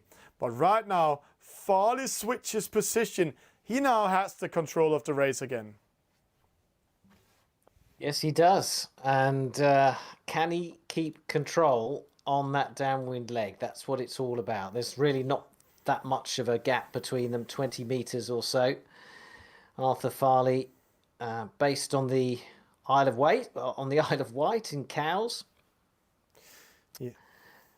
And we know we're taking it slow here because we're getting ready in studio, because this guy, he's going to do his first aggressive attack tonight, and there will come penalties coming in, and the chat goes wild. They are all writing penalties because they are preparing for what's coming up. Wind shadow just touched Farley. Farley defending, going to the left hand side. Tristan is going to following him. So will Tristan manage to capture Farley before the gate mark? Let's see how it's coming in. Yeah, I think he's close enough. I think it's going to have an effect, but is it going to have an effect quickly enough before they reach the bottom gate? So what's that? 6.7 knots compared to 6.8. 6.8. So still not quite having an effect, just a slight effect. But that, you see, increases the closer he gets. Yeah, putting that wind shadow and the turbulence onto him. Yeah, and see, Alec, Farley is smart enough to keep himself in the outskirmish of the wind shadow of Tristan. But see, now he needs to go downwind because the gate mark is coming, and now Tristan attacks 7.0, 6.7. So now the attack comes. And if we think it's a victory for Tristan in this first downwind leg, then think over again, because in the next downwind, the fourth leg we're going to, there's one third longer down to the finish line. So there we can expect 3 to 4 penalties. Oh, Farley coming in. See, crossing in, he knows this. Oh, penalty to Farley! So Tristan takes the first one, but Farley gets ready. 11-second slowdown, Alec. That will not see. He's just behind Tristan and getting ready to penalize Tristan. But Tristan is putting himself in a defensive. This. Yeah. Yeah. They're going to be sparring all the way down to this bottom gate now. Oh. And see, again, Tristan, he managed to switch position with Farley. Farley can get a penalty at the gate. He wants to enter the gate. If he comes to the gate before Tristan, oh, they're pushing each other way outside of the gate. Way to go, but now Farley inside. Oh, he's going around Tristan. He doesn't dare to do it if there's a glitch in the game. He might get a penalty and losing it. Classic match racing move there with Tristan just forcing Farley out and wide off the course just to give him time to get around the mark before the Briton. And now there's a bit of an advantage to Tristan. Farley has to be careful not to allow that advantage to grow too much. He doesn't want to fall much further than about 30 metres behind. Otherwise, he'll be lost when it comes to heading downwind and down to the finish line. But at the moment, both are nicely positioned, and this is a really difficult race to call so far. Yeah, but Tristan is actually going in and controlling the race now. He will be, I have to say, straight honest, pain in the ass for Farley when they're going upwind. But Farley will try to make him do a small mistake in this tack battle upwind. But right now, Farley is he's in second. Tristan, he is in the lead. and Farley is 16 meters behind, so he will go in and get ready to attack Tristan. So Alec, this point, if it's going to be a match point for France after race number 6, or it's going to be a tie 3-3, that's going to be decided almost in front of the finish line. We're just waiting for the storm to come, and hopefully it's going to be the perfect storm with a lot of action. Almost certainly, I think. Unless Farley gets this approach to the top mark wrong, I think we're in for a dramatic fight all the way to the end. Yeah, and Tristan nice and slow coming in. Let's just close the meters, because all of us in the community and in the game knows there is a magic boundary that's called 54 meters behind, and then you lose. And I have to say, Tristan has been doing a fantastic upwind leg, and maybe Farley is just outside of reach when they're rounding the top mark. But let's see what's coming up. The top mark rounding is coming. It's still Azir. It's Tristan Perron in the lead, and he wants to win over Farley in this race. He wants to be crowned the eSailing Nations Cup champion. We talked about pressure earlier on, and we wondered if some of the players were feeling it. Well, this race, if they've actually sat down and thought about it, this race is the one with the most pressure right now, because a French victory will put them within a match point, really, of taking the whole regatta. So Tristan Perron aiming to take France to 4-2 up in this best-of-5 series.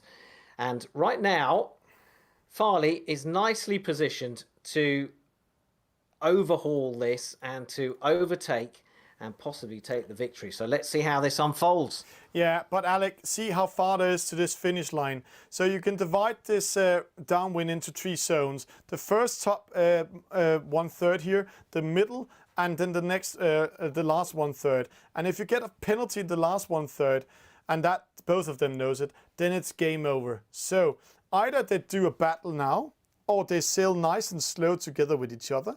And it looks like they're sailing nice and slow and are polite and saying hello, waving to each other. Now they're almost halfway. So interesting, who will draw blood first? Who will have the swords risen and who will get the shields up? Let's see, the dance of the jibes should come in a few seconds. Yeah, the longest race of the regatta is this star class in the match race. And great that we haven't had any more disconnects after the disconnection we saw in the second race of the evening in that all-female match race. Farley playing a hard game here, Alec. It's a dangerous game he's doing. Tristan, he keeps himself on the outside of Farley. Farley tries to trick Tristan to go with him, and it doesn't succeed. Tristan is continue doing it, and they are way outside of the gate mark. Let's just show here. So a penalty, or if Farley pushed Tristan too far, then he can sneak away.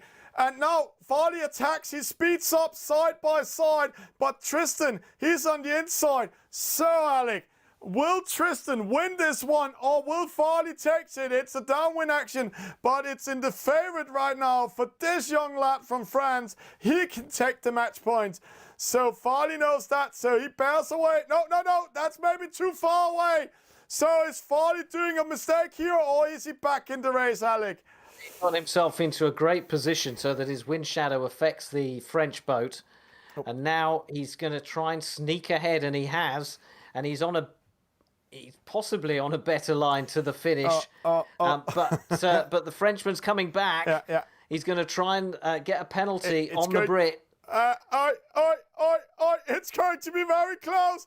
Tristan, he needs to time the touch. Oh, Tristan gets the penalty. Arthur Farley wins this match race on the finish line. So, Alec, 3-3 coming up. So, no match point in this race. What a finish we're having today, and what a regatta coming up with us here. And let's just have the confirmation from the computers here. Farley winning in front of Tristan on the finish line. well-timed defense, and he just managed to, and Alec, let's go in studio and let me just show you what he managed to do, because this is quite amazing what he managed to do.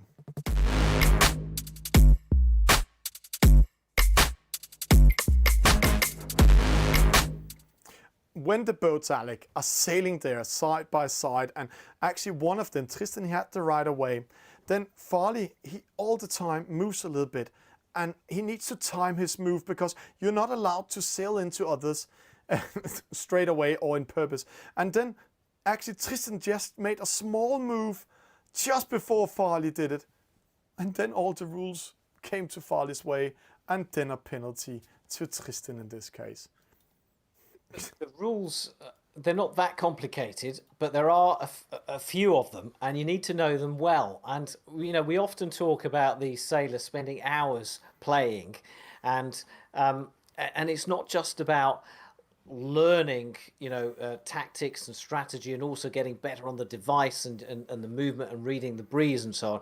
It's also about getting the rules into your head so much and so well that it becomes second nature to know instantly when you've got right of way and when you haven't got right of way, and what you should do in those situations. And what we saw there were the sailors being absolutely on top of their game as far as knowing what the rules were and reacting to them with every move and every change. But at the same time, Alec, it's also about something we call game meta, understanding the game. And actually, somebody's also writing in the chat, protest, protest! There's been a protest in real sailing here. But because of the game meta, it's an algorithm. So the computer gives the penalty to those who has the rules on their side. And in this case, it was Farley. And Farley and Tristan knows this game 100%. 100%. And that's actually giving... this is why we are having the points for Farley in this case. Using the game meter. But Alec, well done to them both. Though it was fascinating strategy, and it was really absorbing to watch. Yeah, and Alec, this means that we're going to have a very tight ending of this grand final. We're going into race number 7, 3 versus 3 in a J-boat.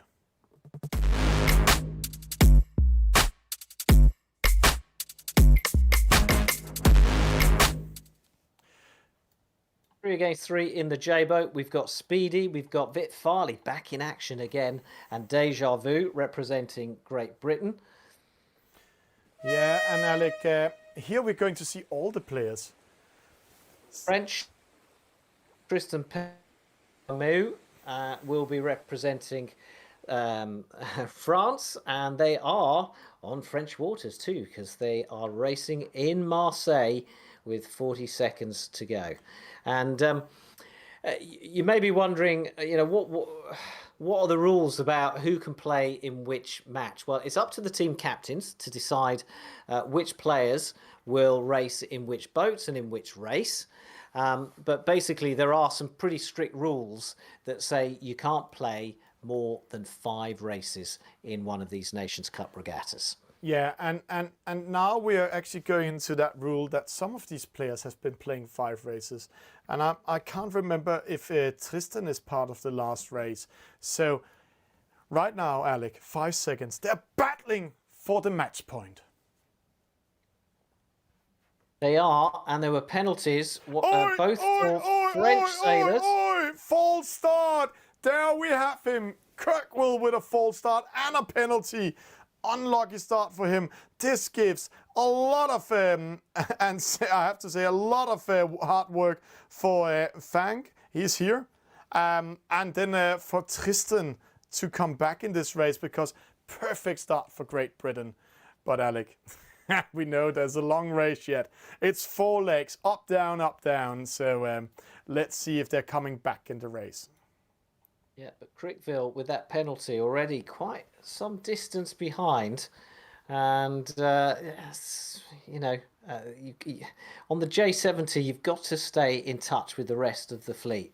I guess we're in the early stages of this race, so there's plenty of time for Crickville to get back into it. He learned to sail on his family holidays in Normandy, and now at 51, he's sort of discovered eSailing and is doing everything that he didn't quite achieve on the real boat. So he's having a really great time with the game.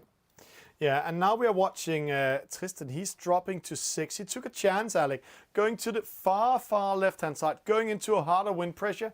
He has the wind with him also coming from right-hand side, but he will be very unlucky if Fang is getting a penalty up there. So let's see if he's back in the race or he actually did a huge mistake. But one player that needs to win this battle for the French team. He's doing everything he can. He's here. That's Fang VR. Oh, he loses it. Oh, Farley did the downwind trap on him while he was doing a downwind on Déjà Vu. So Team Britain is now coming up in the lead. So now it's all about what is Tristan doing out there. So Azir all alone home almost in the left-hand side. Will he be back in this race? Will he surprise us and read the game meter and the wind pressure as he normally do in a high level? So Great Britain in exactly the place they want to be, dominating the race and the top, the first 3 positions.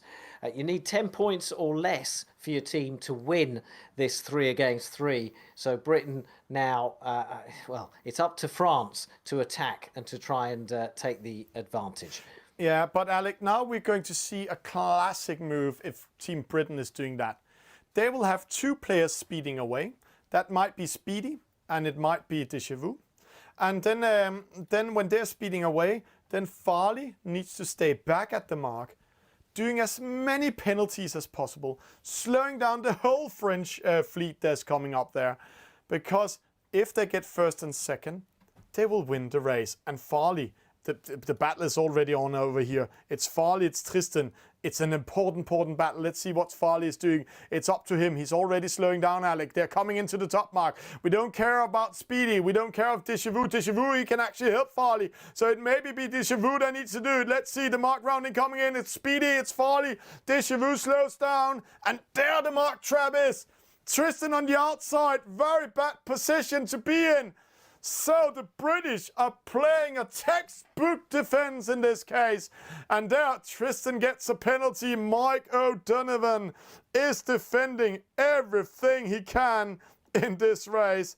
So great defense, keeping 3 French guys behind him. Terrific fighting there. Terrific tactics from Mike O'Donovan. And he does it again. And he does it again to hold them up. He's trying to get his 2 leading boats lots and lots of breathing space so that they're not challenged again. Because if you get first and second in a 3 against 3, then you win the race. And that's what it's all about. And it doesn't matter now where Déjà Vu finishes. Britain are away. Look at the advantage they've got. 184 meters between first and third. Yeah, but Alex, still, I have to say, it's not over yet. We saw last year in the semifinals, in the 3 versus 3, same situation, suddenly like a lightning struck coming down, one of the leading boats are disconnecting. And if that is the case, then suddenly you get a first or second place, switches to a 6th position. And that will cost you the victory. So Déjà Vu, he still needs to do some trouble down here and hope that they have battery on up in the lead and they don't disconnect, or else Britain is losing. But these 2 guys are having fun. Well, Déjà Vu with nothing to lose, doing a little dance around Azir, and the distance, the gap between first and third has dropped considerably, actually, by 50 meters. But it's still nowhere near enough as Vit Farley and Speedy One go off ahead and dominate this race. And you've got to think that that was the strategy all along, wasn't it, for the British? They decided that they would get 2 ahead and then defend that lead. Yeah, they did it very well, but they only took this chance. They only had this possibility because unlucky for Kirkwell. He got that false start, or else actually French was in a very good position in that starting line. And then I also have to take the hats off and saying, hey, Great Britain actually did a very great upwind leg. So so they're doing everything they can. While we're seeing two of the talisman, Tristan and Deja Vu, battling behind, then let's just follow the other boats here, because it looks like Kirkwell is getting in a little bit in contact with Farley. So if that is the case, or Fang VR is doing, then it's still open. So it's all about the upwind leg, and right now they're splitting up. So interesting how the wind will develop, Alec. It is. We'll see if the wind changes things, and as you rightly say, the gap is dropping between them, and well, I think if it drops to within about 30 meters, then France are back in the race. And if you're a little bit confused, so that third place boat, number 5, is Fang VR, who's Francois Mahut. There he is, 37 years old, from Dinan, and now lives in Brussels. So he's actually playing from Belgium tonight.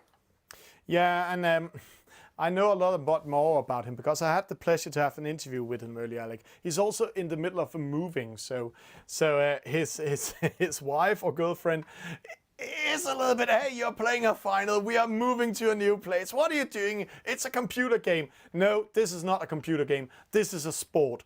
This is a sport for these players that are here for the nations. They are here to win an eSailing Nations Cup Grand Final. While we're seeing Arthur Farley and Speedy_1, Ali Island, slowing upwind. I mentioned earlier how the teams have been practicing and training together in the build-up to this, and I think they will have practiced this strategy and these tactics against each other. This strategy of getting 3 ahead and then the third one dropping back to create havoc with the rear of the fleet. And Tristan and Deja Vu are just picking at each other and fighting their way all the way up this upwind leg. Yeah, and they will continue doing this, because there's also, I know these two quite well. We have been having the honor following their development the last 3 years, and every time they penalize each other or doing things, they are sending inside the game faces to each other, and also in the chat outside of the game, they're writing to each other. So there's a little bit friendship, frenemy, enemy ship over it, so it's quite fun to follow. And right now it looks like Tristan is winning that one. Yep, he is, but Deja Vu with nothing to lose, and yeah, 140 meters. So this, unless the wind suddenly shifts and changes dramatically, this is going to be a victory for Great Britain. First and second is enough to take that. Yeah, and here we are seeing them approaching the finish line. I have to say this is maybe the best race for Farley tonight.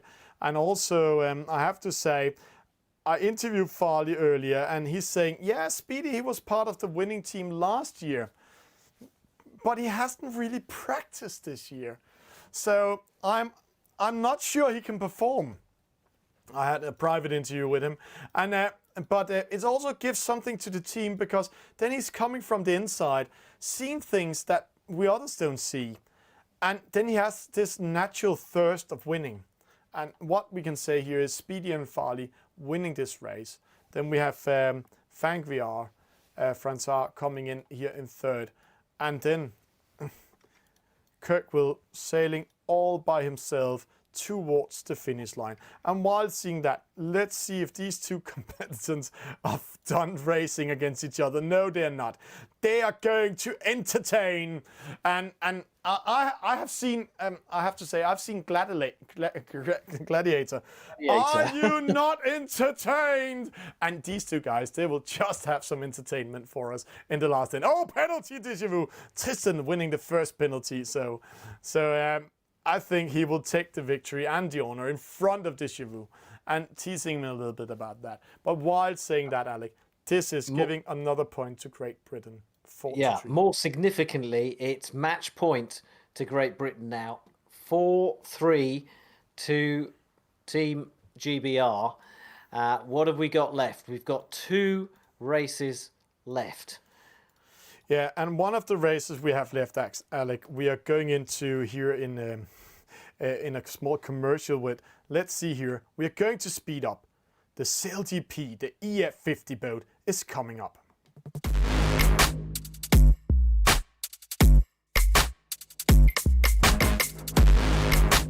It's time to head back to Sydney, the place where it all began, for the penultimate event. There we go on the gun. Very late to manoeuvre and he's collided with the US crew. With only 2 events remaining, it's all on the line and every point counts. And they're flying too high. Join us in Sydney for the Australia Sail Grand Prix, presented by KPMG.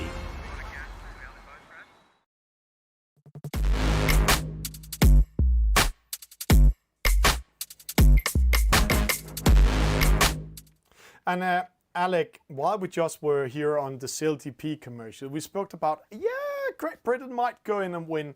We are going into the EF50, they won it last time. But there is this tactics of setting your team. And we have quite a surprise in this team, because the top e-sailors has now been used 4 times and they need them in the last race. So who we maybe meet in here, interesting to call. It is interesting to call, and but what you should know is that they have to name their teams before we start the competition, isn't that right? Before we start this particular regatta, so they can't change teams tactically once the regatta is underway. And you were telling me that Britain has gone for maybe a couple of their slightly less experienced, slightly less strong players. But let's go in game. Let's have a view. Who is with us here?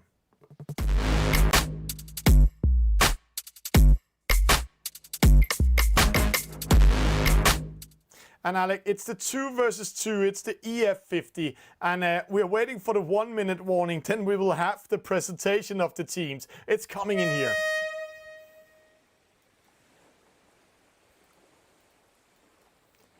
Yeah, so there we go. We're in Dubai. It's race 8. Guan and Tanji Legoff against Jenna Snedker and Adam McGovern of Great Britain. So an 18-year-old student in Jenna Snedker and a 37-year-old from Greater Manchester take on the 2 more experienced players, including the French captain Sinjid.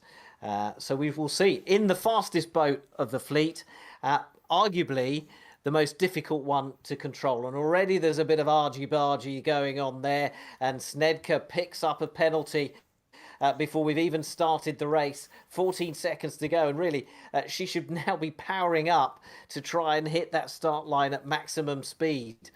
It's a reaching start, so it's a short distance to that it's first a penalty turn. start, isn't it? Oh, Adam, he times it well. So close of a penalty, Alec. They're going for the reaching start, as you're saying, and it's Adam in the lead, and he also did that last time we were sailing against Italy, and there he won with another teammate, and now he's coming in, he's pressing Sinjid away.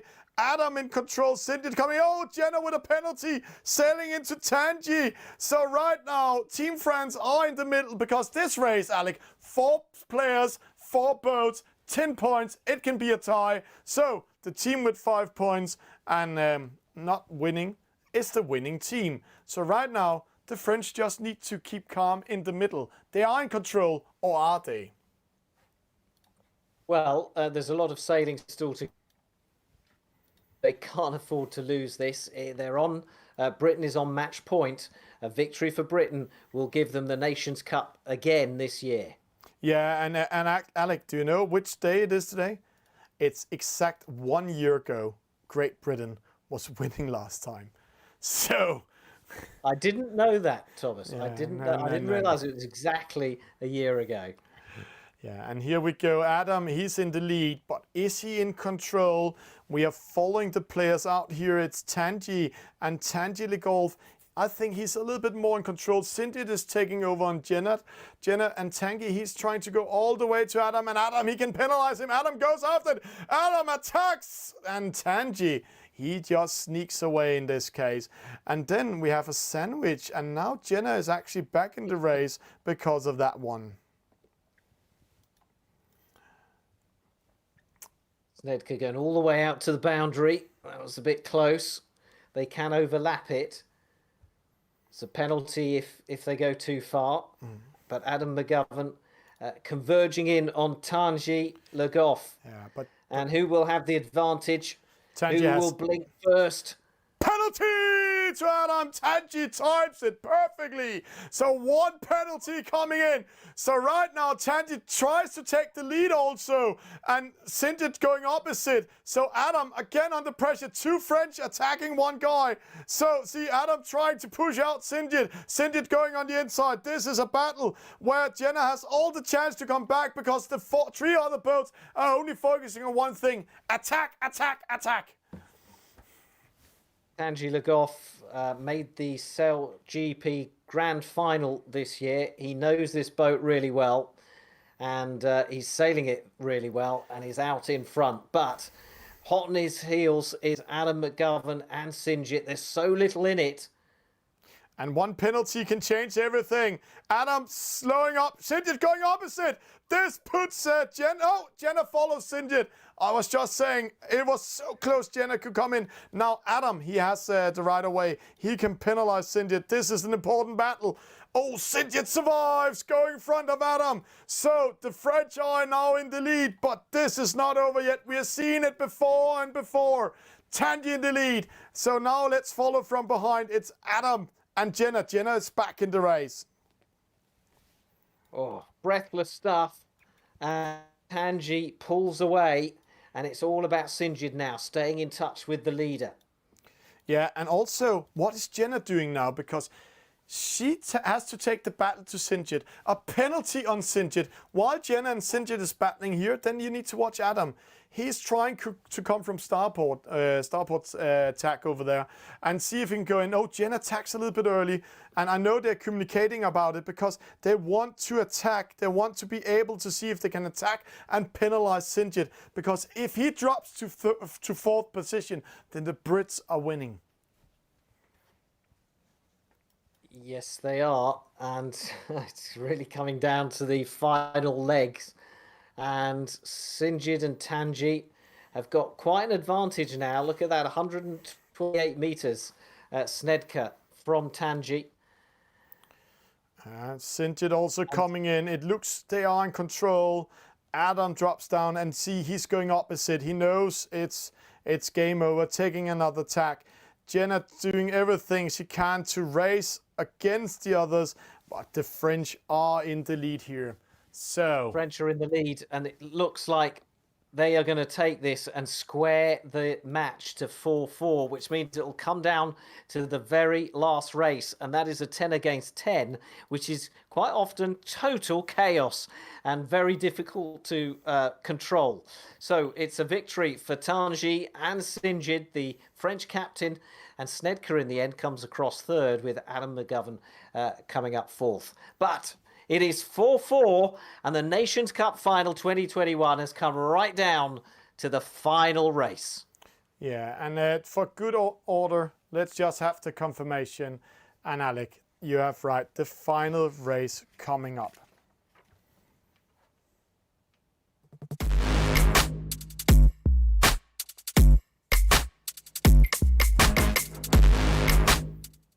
Alec, who has thought that we're going into race number 9? We haven't found a winner yet, and we were struggling. We were discussing this. We were talking to Philippe from Virtual Regatta as well before the show, trying to decide, who's going to win, who had the upper hand, and really, if we're honest, we couldn't predict how this was going to go, and now where we are at with the last race being the decider is why.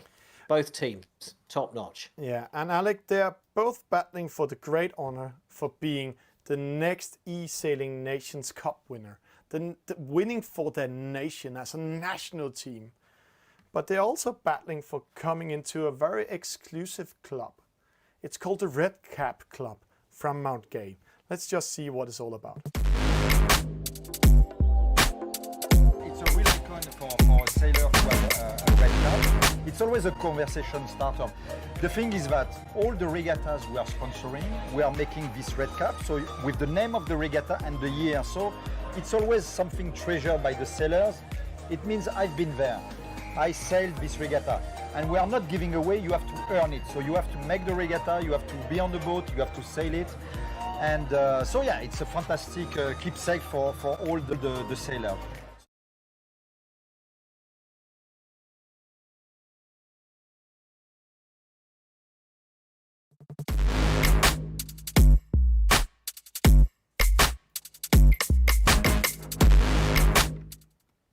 Alec, winning this red cap means a lot for all the players. All the players are not in there, but see, they're getting ready. And if we talked about they were nervous before going into this race, this regatta, then how do you think they feel now? Again, you know, they've been training, they've been practicing, but it's the Nacra. It's one of the fastest boats in the regatta. It's 10 against 10. It's like watching a Star Wars movie with the battle of the X-Fighters just flying around the screen.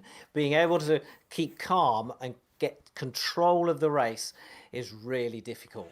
But whoever manages it is going to be Nations Cup champion. And let's go in game. All 20 players are ready. It's Great Britain versus France. They're battling for the honor of winning the eSailing Nations Cup 2021.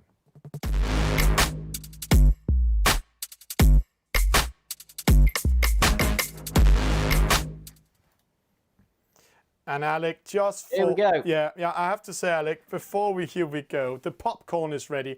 You're getting the last champagne, but let's just have a presentation of all the 20 players in the last race.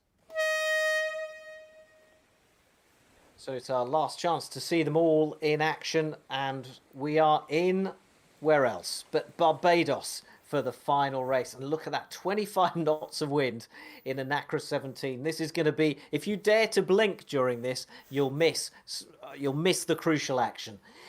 40 seconds to go, and then we are away. And we'll try and see in this pre-start sequence, we'll try and see if there's a pattern emerging. We got the Brits and the French all meeting there in the middle, and I can't really quite work out where they want to be. Well, the Britain out in front, and that gives them a slight advantage in trying to control this start. So here we go. 10 seconds to go. The final race of this Nations Cup 2021. Britain looking for its second consecutive title, but France looking to ruin the party. It is go in the Nacra 10 against 10, final race of this championship. Penalty! Start de Chevaux! Sideshow also, 2 British out of the game in the Nacra from the start. But it's not over yet. It's all about how it's going up in the lead. But in the lead right now, it is Tim Carpentier, Pepito. But Alec, it is the Nacra 17. It is the death of the Star Wars. So everything can happen here. Opposite side, Farley coming in. Disastrous start for the British captain. But anyway, they've got time to recover. They'll be taking a deep breath. They'll be getting focused again.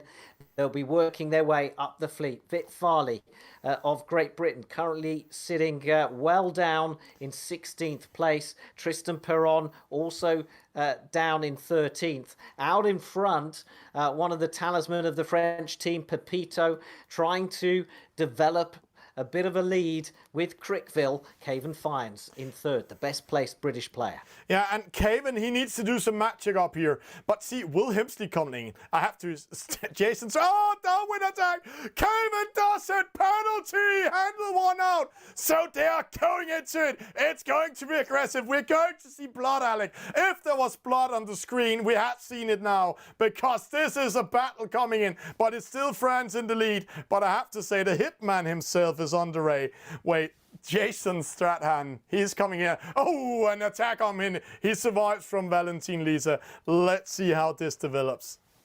Downwind attacks on the first upwind leg. What is going on? Another penalty, and this time it's for Donny Gillis. Oof. As Crickville penalty! And Pepito and Valentino Lisa come round. So France out in front, and now they're trying to inflict penalties and succeeding on the British to try and get the rest of their French boats up through the fleet. Oosh. And I have to say, the French only succeeded to penalize, so they only have 3 boats in the lead. But now, 4 penalties to Great Britain in one move. Sintred, the captain, is showing why. He is the pirate of the game. He is the captain of the ship. So he wants that bottle of rum and that red cap. 3 penalties in one move. Great run rate by him. But Will Hemsley is still here. And I have to say, he can kill people with his bare eyes when we're interviewing. So let's see what he can do in this game. Well, Britain have it all to do now. The maths is very complicated, but I'm just looking at the flags, and there are some vitally important positions up near the top being held by French flags. Von Pigeon in third. Now, can he help the rest of his team somehow get up the fleet? Can he attack Sinjid behind him? Can he catch Tangi or Valentin Lisa? That's the big question. Yeah, and Valentin Lisa going into lighter wind. Quite amazing move by Stefan here. Is that a good move? Maybe he's losing on it, but he has one British guy with him. That's Will Hemsley, so maybe that was a trick to lure Will away from him. But let's see here. He needs to tack up. We need to go to Will just to see where in the world are Will. He can do something with Von Pigeon. And right now, it's France, France, France, Britain, Britain, France, Britain, France, France, Britain, Britain, Britain, Britain, France, Britain, France, France. So, Alec, it's a very, very, very close race, this one coming in. Valentin Lisa. For clearing up the positions there, yeah. Thomas. Right, so, but the point is, the top 3 are French. And look at all the Union Jack flags at the back of the fleet, 14, 15, 16, 17, and then the last one as well. So France dominating at the moment. They have the advantage. Can Britain do anything on the final leg? Yeah, and we can see here 3 boats, 4 boats rounding the mark, and then we have Von Pigeon. So it's Von Pigeon that needs to do some magic. But see, a lot of British just managed come in. Penalty to David Creef. Penalty to Jenna Sneaker. Penalty given. So Tristan Asir, he wants to do what Deschavaux did earlier. He wants to slow down the British fleet. Who's winning? This is going to be a close call. And while they're battling here behind Alec, we have the leaders approaching the finish line. And the first one to cross the finish line in the last race is Crickville. Crickville wins the race for well, has he won it? We'll wait and see. Tangi is in second, Pepito in third, and coming across is Valentin Lisa in fourth. Then finally we see a blue British boat coming in and crossing the line, and it may be too late. But where are all the others? There's this huge blue fleet of blue boats coming in now. Yeah, and there's a huge battle here. Can they slow Jitsu down? Jitsu is the first race of tonight, coming in this very important penalty for Xavier.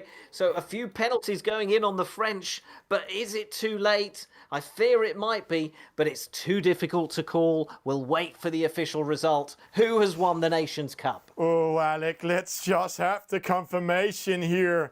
We have French Crickville in the lead, Tangi second, Pepito third, Valentin Lisa fourth, Von Pigeon fifth, Sinjid sixth, Will Hemsley 7, Deschavaux 8, Tristan Perron 9, Sideshow 10, Jenna Sneaker 11, Donny Gillis 12, Barbie 13, Caven 14, Adam 15, Whit Farley 16, and this can actually change a lot of things because Jinsu 17, Savnis 18, Speedy 19, and Julie Franz in 20s. So we are waiting for the result from the race officers. And Alec, the result is ticking in. The drums are on with 93 points against 117 points. The next eSailing Nations Cup winners are the nation of France winning 5-4 against Great Britain. So what a fantastic finish of this fantastic event. Alec, let's come into studio just for a few moments because this is fantastic.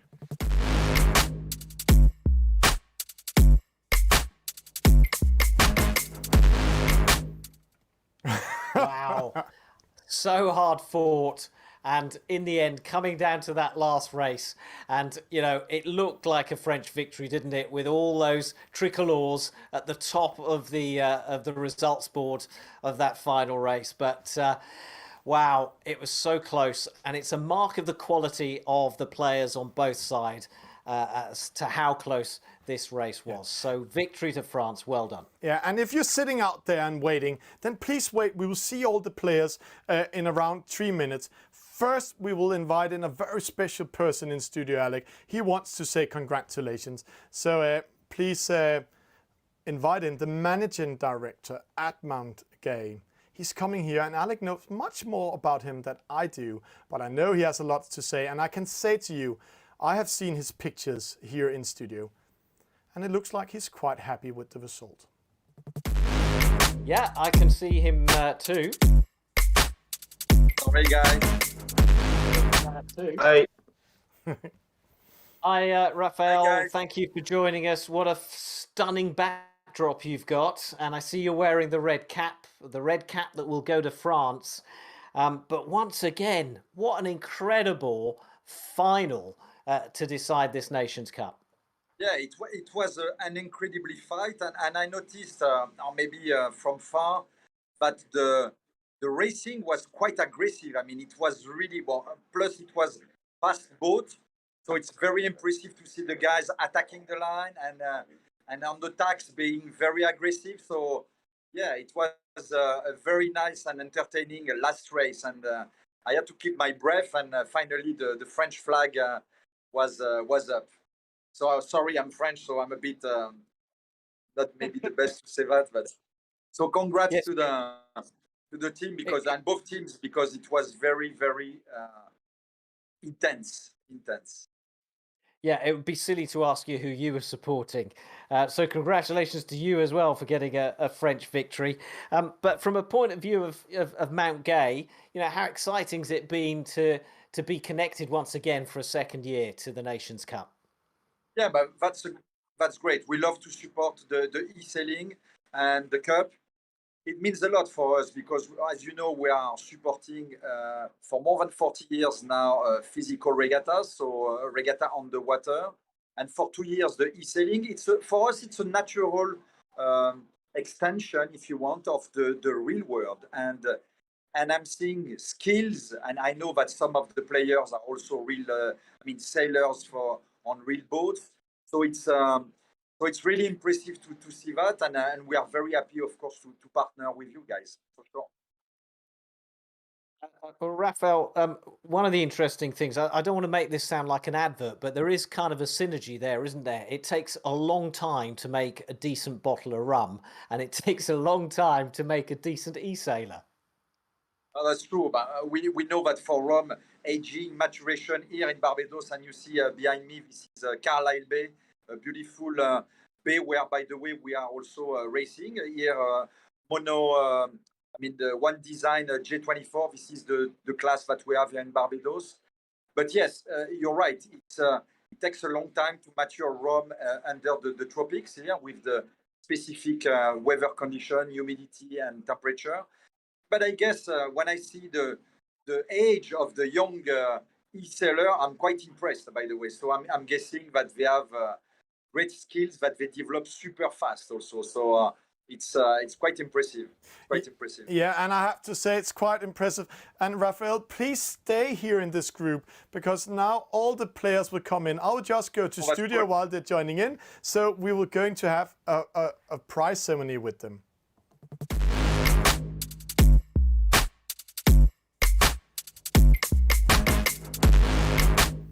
And while we're waiting for all the players, I got the chance to juggle it around and speaking a little bit. And I have to say, it has been a great pleasure to commentate with Alec Wilkinson tonight. And it's been a very high level. We have been seeing both the French players, the British players. But I also have to say, when we saw the semifinals with Spain and Italy, all four of these nations could have been the next eSailing Nations Cup champion and winning that one for the nations. We're asking all the players to join in our group because we have a special surprise as normally. So the players are now turning on their cameras so we can see them, and then we will go into into the mix zone and just have a view of them. So we're really looking forward to it.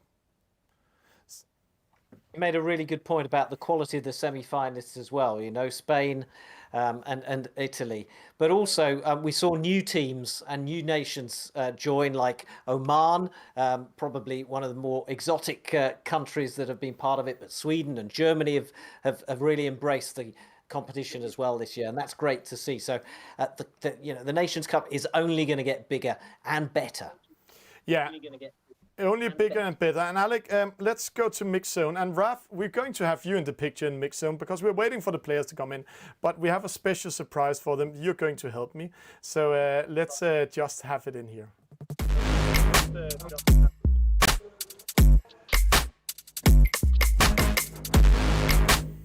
And I can say to you, Raf, the players are fighting to get their cameras on, or they were not prepared. So, Raf, well, let's say I have the team captain, Sinjit True. He's in here. So, hello, Sinjit. Hello, Sinjit. So, we have a special surprise for you guys. So, here it's coming. And to all of you out there sitting around the world, please stand up because we have some new eSailing Nations Cup Grand Champions. Here is the national anthem of France.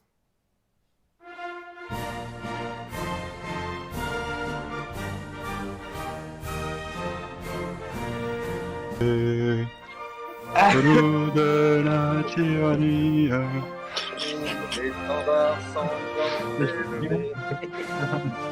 Sanglant élevé. En même temps, j'ai gagné la course. Je crois que j'ai le micro.